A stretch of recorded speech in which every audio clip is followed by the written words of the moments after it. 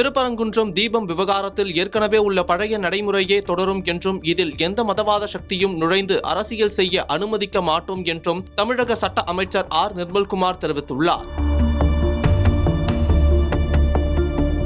முருகனின் 6 படை வீடுகளில் முதல் படை வீடான திருப்பரங்குன்றம் மலை உச்சியில் அமைந்துள்ள தீபத்தூணில் கார்த்திகை தீபம் ஏற்றுவது தொடர்பாக சர்ச்சைகள் எழுந்தது. இது தொடர்பாக மதுரை ஐகோர்ட் கிளையில் வழக்கு தாக்கல் செய்யப்பட்டது. வழக்கை விசாரித்த நீதிபதிகள் தீபத்தூணில் தீபம் ஏற்ற அனுமதித்தனர். ஆனால் கடந்த ஆட்சியில் கோர்ட் உத்தரவை ஏற்றும் தீபம் ஏற்றவில்லை. அதற்கு பதிலாக மேல்முறையீடு வழக்குகள் தாக்கல் செய்யப்பட்டன. மற்றொரு பக்கம் நீதிமன்ற அவமதிப்பு வழக்குகளும் தாக்கல் செய்யப்பட்டது.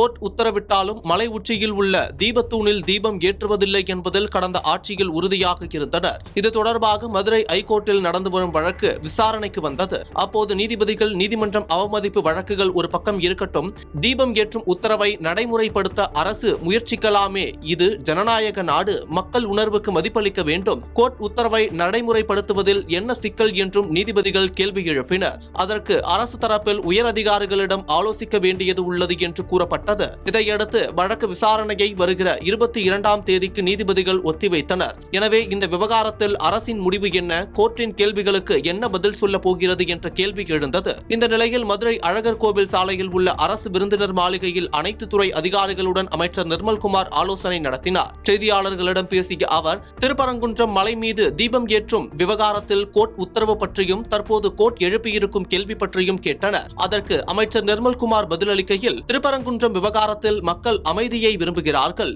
2 வருடத்திற்கு முன்பு என்ன சூழ்நிலை இருந்ததோ அதையேதான் தொடர வேண்டும் என்று எல்லோரும் விரும்புகிறார்கள். அதுதான் அரசின் கொள்கை. இதில் எந்த மாற்று கருத்தும் கிடையாது என்று கூறினார். தொடர்ந்து பெரும்பாலான மக்கள் மலை உச்சியில் தீபம் ஏற்ற வேண்டும் என்று சொல்கிறார்களே என்ற கேள்விக்கு பெரும்பாலான மக்கள் 2 வருடத்துக்கு முன்பு என்ன சூழ்நிலை இருந்ததோ அந்த அமைதியான சூழ்நிலைதான் வேண்டும் என்று நினைக்கிறார்கள். அதையேதான் தொடர வேண்டும் என்று அரசும் நினைக்கிறது. இதையே அனைவரும் விரும்புகிறோம். இதில் யாரும் எந்த மதவாத சக்தியும் உள்ளே வந்து அரசியல் செய்ய நாங்கள் 100% அனுமதிக்க மாட்டோம் என்று தெரிவித்துள்ளார். திருப்பரங்குன்ற விவகாரத்தில் ரொம்ப தெளிவாக சொல்லியாச்சு.